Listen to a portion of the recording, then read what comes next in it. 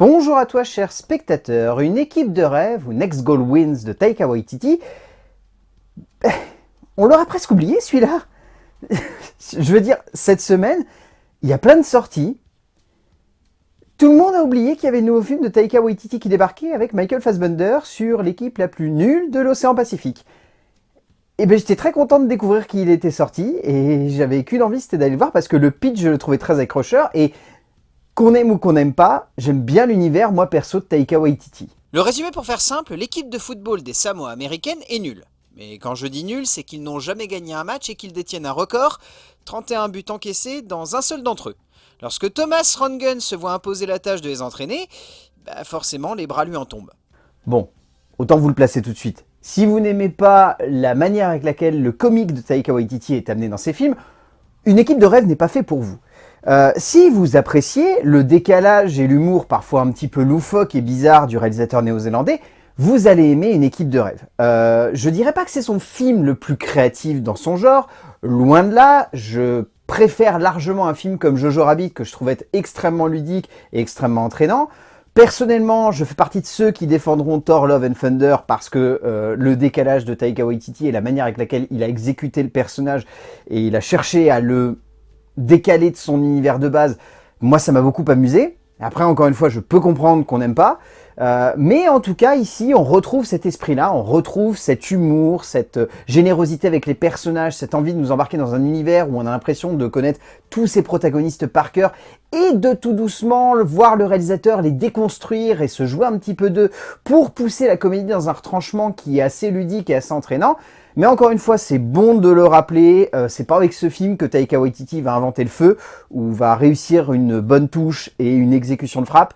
C'est pas l'objectif, je pense, du réalisateur. L'objectif du cinéaste, c'est surtout ici de s'amuser, de jouer avec un contexte, de jouer avec une histoire qu'il a marquée. Il faut savoir qu'à la base, il y a un documentaire qui a nourri le projet du réalisateur et qui le pousse ici à mettre en scène cette histoire qui est absolument surréaliste, mais qui est assez amusante, surtout quand on voit que dernièrement Ted Lasso s'est terminé et que ce film vient comme une espèce de prolongation, on va dire, de la série, que ce soit dans le ton, dans la manière, dans le geste finalement comique ou burlesque. Il y a un petit lien à faire avec la série. C'est un petit lien assez frêle, mais que je trouve assez intéressant.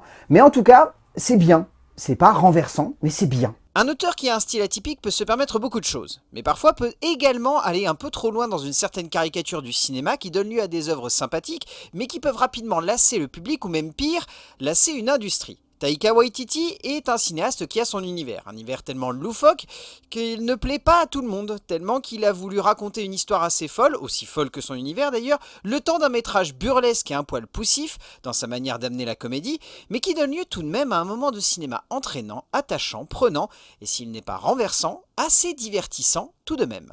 En termes d'écriture, donc à la base il y a un documentaire, qui est donc retranscrit au cinéma par Ian Morris et Taika Waititi. Cette écriture, elle est généreuse en fait.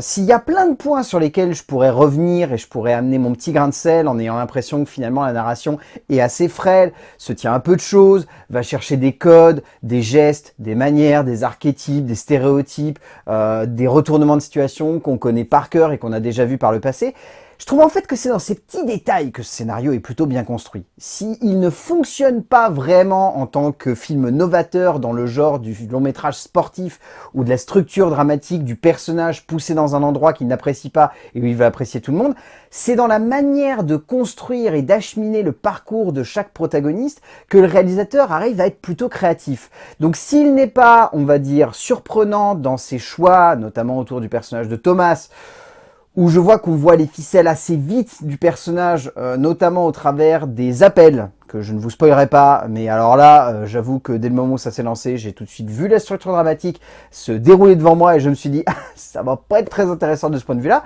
Mais ce qui est intéressant, c'est que c'est une déconstruction d'un personnage, puisque c'est un personnage qui a réussi, qu'on balance dans un endroit qu'il s'est perdu d'avance, mais son objectif n'est pas d'apprendre à gagner, son objectif est d'apprendre à lâcher prise et peut-être à perdre. Et je trouve cette réflexion parfaitement en adéquation avec le style de Waititi. Et du coup, dans l'écriture de Morris et Waititi, il y a tout cela. Il y a cette idée de lâcher prise, de se dire, on ne peut pas tout contrôler, on ne peut pas réussir à sauver une équipe, mais si on apprend à lâcher prise, une défaite, c'est pas si grave. C'est une jolie métaphore. pas extraordinaire, mais j'aime bien. Maurice et Waititi cherchent le plus possible à jouer avec le délire et le décalage de cette situation de base, pour donner lieu à une écriture détournant une partie des codes du genre, cherchant à inverser les rôles de ce que pouvait construire une série comme Ted Lasso, pour les amener dans un retranchement plus décalé. Au fond, ce qui les amuse, c'est le côté excessif de ces protagonistes, le côté très colérique de Thomas, le côté trop bienveillant des Samoans, la manière avec laquelle les personnages peuvent évoluer, mais qu'ils veulent emmener dans une direction plus émotionnelle et presque terre-à-terre, construisant un décalage narratif assez bien fait entre ce qu'ils devraient être et ce que l'écriture les amène à devenir, soit des anti-archétypes. En termes de mise en scène, il n'y a pas un petit truc de plus que d'habitude chez Waititi. Je trouve qu'il y a un jeu burlesque avec ce qui est montré à l'écran qui est plutôt intéressant. Il y a un vrai travail qui me sidère chez Waititi, c'est que c'est un cinéaste du malaise. Mais un malaise qui est drôle. Dans le sens où c'est un réalisateur qui aime bien pousser les plans dans une direction extrême pour faire rire le spectateur du décalage et du malaise qu'une situation peut amener. Il y a un plan qui, je trouve, est parfaitement synthétique de cette logique-là. C'est un plan où un personnage va répéter une phrase non-stop à Thomas et les cadres vont s'éloigner de plus en plus et à chaque fois, la vanne est poussée encore plus loin. Et je trouve ça rigolo. C'est pas extraordinaire, mais j'aime bien cette logique de composition parce que le malaise, c'est quelque chose qui est très compliqué à retranscrire au cinéma et surtout à rendre drôle. Parce que le malaise, ça vient souvent dans les nanars ou dans les films un peu trop décalés et où du coup, on rigole parce qu'on se dit « putain, c'est gênant ». Mais sauf que là, c'est poussé dans une idée où ça devient un élément comique et ça sert la mise en scène du réalisateur. Donc j'aime bien cette idée parce que finalement, c'est quelque chose qu'on a tellement peu l'habitude de voir aussi bien maîtrisé que voir un réalisateur s'en servir de manière aussi cohérente dans sa mise en scène, ça devient un vrai outil. Et s'il n'y avait pas ça, honnêtement, je dirais que la mise en scène de Taika Waititi, elle est hyper plate ici. Il n'y a pas grand-chose de plus. C'est très cliché, c'est très archétypal, c'est très stéréotypé. Il n'y a pas vraiment de nouveauté, il y a beaucoup de montage clipesque. Mais ces petites idées-là, je trouve que c'est assez créatif et que ça donne une petite identité au long métrage. Waititi veut que sa mise en scène soit délirante. Donc en cela, il commence comme un conte, puis il achemine la suite de sa réalisation comme une espèce d'immense fable, donnant un peu plus de forme à ce qui n'aurait pu être qu'un énième récit se finissant bien d'une bande de losers magnifiques un peu trop bien faite. Ce n'est jamais forcément aussi surprenant que pouvait l'être un Jojo Rabbit, mais le cinéaste néo-zélandais donne assez de son énergie et de sa folie à son ensemble visuel pour faire en sorte que l'on ait la sensation de ne pas voir la même histoire racontée comme mille et autres manières, mais bien à sa manière, avec son univers et sa folie, et ça c'est plaisant. En termes de casting, j'adore ces acteurs. Je crois que je les ai jamais vus pour la plupart. Et honnêtement, je les adore. Que ce soit Oscar Kiltley, que ce soit Kaimana, que ce soit David Fan, que ce soit Rachel House, que ce soit Bella Kohal, que ce soit Uli Latu Kefu, que ce soit Chris Alozio, Semu Filippo, Johan Goodhue, Io Pele Sasa, enfin... excellent. Will Arnett et Elizabeth Moss dans des petits rôles secondaires également fonctionnent très très bien. J'adore ce casting en fait de Samoan. Je les trouve extraordinaires, je les trouve riches, je les trouve généreux. Je trouve qu'ils arrivent à nous faire complètement plonger dans la culture et dans un état d'esprit qui je trouve est très très bien retranscrit à l'écran. Et il y a l'acteur principal. Choix hyper surprenant, mais il a décidé de revenir sur le devant de la scène avec quelques longs métrages dernièrement et là il est époustouflant. Michael Fassbender dévoile un talent comique que l'on a rarement eu l'occasion de voir sur grand écran.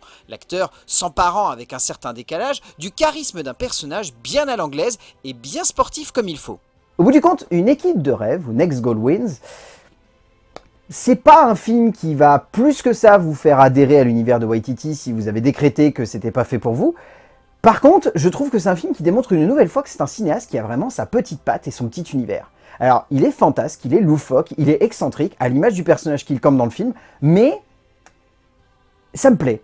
J'aime bien les cinéastes un petit peu extravagants comme ça, qui sont un petit peu trop colorés, mais où dans cette couleur, il y a beaucoup de choses. Il y a beaucoup d'amour, il y a beaucoup de cinéma, il y a beaucoup de bons sentiments, mais des bons sentiments qui font du bien. C'est un film qui fait du bien, en fait, une équipe de rêve. Sans être renversant, c'est un film qui marche, qui passe des bonnes vibes et qui a des petites idées de génie de temps en temps. Donc si vous avez l'occasion de voir une équipe de rêve de Taika Waititi, vraiment allez-y, je pense que ça pourrait vous surprendre et ça pourrait vraiment vous donner un bon gros smile à la fin de la séance. A plus.